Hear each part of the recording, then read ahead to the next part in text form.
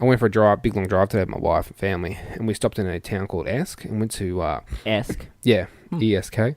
And there's this cafe there, and we pulled in the front. But as we pulled in, there was like cops doing RBTs. And as I pulled in, there had this one dude on the side. He had a van, man, and he looked a little bit hippie-like. So you know where this is going. They're doing RBTs. Drug test for him, right? Of course. So he had to wait 15 minutes because he had something to eat. And then the test takes 10 minutes. I've had a few because like truck driving, they always test you on the side of the road. But looked at the test and tested positive for cannabis. Right. And he's like, oh, my wife was like, oh, I was a little bit silly and stuff. And I was like, you know, silly, like you should be drunk driving. And I saw it in a different opinion. I saw this as like another, people might not agree with me with this, but another victim of hashtag the war on drugs. The system. But what I said to my wife, I was like, he might not even be high. I got the shit. Yeah, that's the first thing. I went through it later. But the bit I was trying to get at was that this bullshit being because it's been illegal, right? I said, if this wasn't illegal, he probably wouldn't have done that, all right? And for example, let's say that, how the hell do you know? How do you know how many drinks you can have before you drive? Yeah, I mean, it's how do you everyone's know? like, I'm pretty sure I can have like one. No, but think about that. How do you know? So you know the rules are for a male, 2 drinks in the first hour and 1 drink every after that. How do you know that? How do you know that? Yeah, I mean, you and I are different sizes. No. How do you know that rule? Oh, because they tell you. Because you were taught, weren't you? Yeah. The government comes out and gives you education, goes, an average size male, you drink 2 drinks every hour and 1 drink every hour after that. But I know people who are way bigger than me who have 1 drink and they're fucked. That aside, all right, I understand that. Everyone's tolerances are differently, yeah. Right? But that's generally the average of what people can do.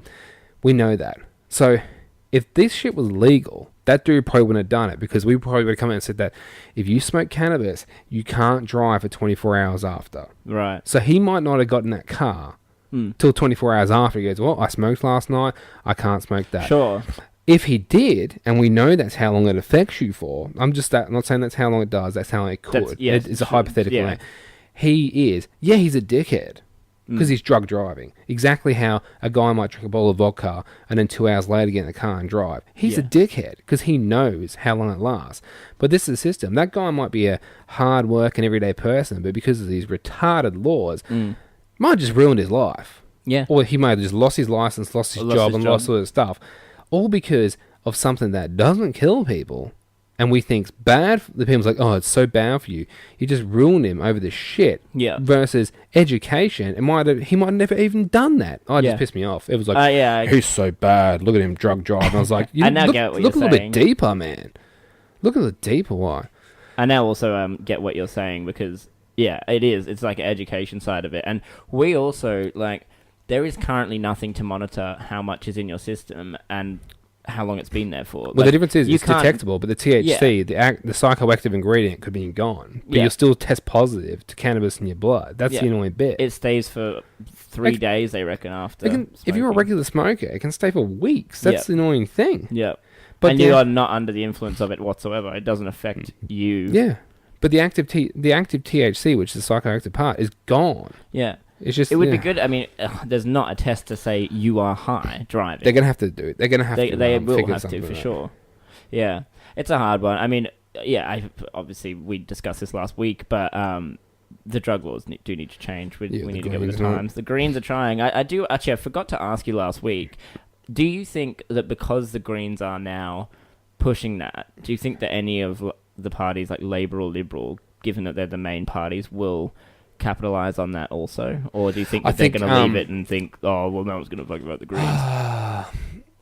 I did think about that, actually, because I think some of the figures might be staggering to sure. I don't think the Liberals or Labour actually knew how many people were using it. 7 million active users in Australia. Yeah. We've got a population of 23 million or something like that. Yeah. That's all right, more take than a away quarter. Kids. Yeah, true. Take away kids. True. It's probably half the population is active users of cannabis. Yeah. So do I think that it's an election-winning thing? Tactic. I don't know. To be honest, but I know this sounds crazy, but I actually think the Liberals would legalise it before Labour. Really? Yeah. Bear in mind also with the half thing, I would say that there's also a large number of people who don't use it who are still okay with legalising it. Oh yeah. So on top of Like me. say 50%, exactly. Yeah. It's like like you discussed last week, your job doesn't allow for that usage or anything like that, so you don't do it. But yeah, you don't think that there's anything wrong with people who do, and I imagine there's still a whole bunch of people who have tried it once in their youth or whatever who are like, I think if it went to a plebiscite, it'd pass hands down. Yeah, I think you're going to waste more money on a plebiscite, but yeah. I'd be happy to spend the money on a plebiscite for that. Well, I mean, once we get it back in tax in like 2 months, it'll be right. I think you're going to get those uneducated people, which we saw on a lot of the comments online, that get shut down unbelievable by people. But I mean, the 7 News did that poll, man, and it was like, who do you think being legalized? And it was like 76% of the people were like, yes. Exactly. Like, definitely. It's the only thing is, I think actually it might come sooner than we think, man. I think the Greens are starting. That's what I mean. Like they've started the ball rolling. The movement, yeah. Yeah, I mean, I do think that's gonna go. They were the first ones to mention recreational use, because I think what's Anna? Is it Anna Palashuk? Anastasia Palaszczuk. Anastasia, that's it. She did the medical thing here in Queensland. It's really pointless, kind of, the laws around it. It's so hard to even get a doctor to prescribe it. Right? It's extremely specific, and from what my partner was telling me, because she works in that industry, is that it's risking your license basically by prescribing it. It's a huge risk to your license, so people don't do it. They're just like, no, not worth not worth the potential risk. You'll find like 1 or 2 doctors in the whole state that would look at it. For someone that's like terminal and bad pain. Realistically, it's children with epilepsy. Terrible epilepsy. Untreatable with other drugs. They're seizing 20, 30 times a day. So annoying. And other than that, terminal illness. I think cancer is terminal. Real bad. I think there was a nausea or something. Nausea from chemo. Something like that. So it's very specific, and it doesn't, like, when you compare medical marijuana here to medical marijuana in, say, California, it's a very, very, very I've got a headache here. Yeah, I've got back pain. There you go.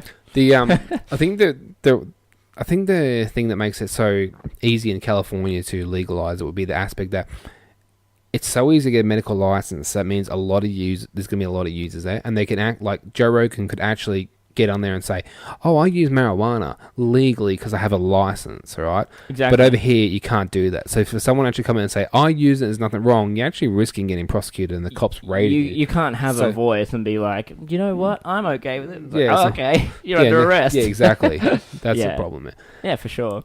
It's stupid old laws. You know what I mean? It's stupid laws from a fucking eternity ago that are still around today. And you just look online, look at the comments on like 7 News and people there, and you get that one person who's like, if they get on it now, the country's going to go to shit. It's like, hey, bitch, 7 million fucking people use it already. We're doing pretty well. Yeah, we're fine. You know, like, we're doing fine, you know? Fucking dummies. And like, it's the same people that will go out and drink heavily. They'll heavily drink, or, even if it is an older lady or something, it's like, oh, I can't get through my weekend without a bottle of wine. Yeah, exactly. And it's like, that's worse for you health-wise. It's worse for you in the way that you act when you're when you're intoxicated by it. There's a number of factors that make it worse than marijuana, but legality is your only real argument. I still stand by, I think, when America recognizes it federally. Is legal. I think that's when we'll follow pretty soon. It will push, I think probably sure. England as well. I think will. Is England? No, it's not legal there. Apparently, and I don't know how accurate this is, but I've heard from people who live there, I've got a lot of family there, that they've basically said cops don't care. But just don't do it in front of them. They pretty much, it's kind of like, put that out. Like, that's their attitude towards it now. Don't do that around me. It's a waste of their time. There's 65 million people in England. That use it. Well, no, population is 65 million people. Yeah. There's a lot of crime that the cops can actually be spending their time and money on. Like, it's not worth, I'm going to arrest you and do some paperwork because you had a joint. Like, it's not worth their time. So it's kind of just, like, ignored. Which actually is the law in Holland. Oh, really? Which is bizarre, because there are coffee shops or, the places you can literally go to smoke and buy weed. I think it's starting to snowball now. Yeah, it is. I mean, in America, every state after state after state is doing it now. America started it. And I mean, in a big sense. Eastern Europe, or Scandinavian areas, they've pretty much all decriminalised, if I say that. So, and then for people in Australia actually come out and say it.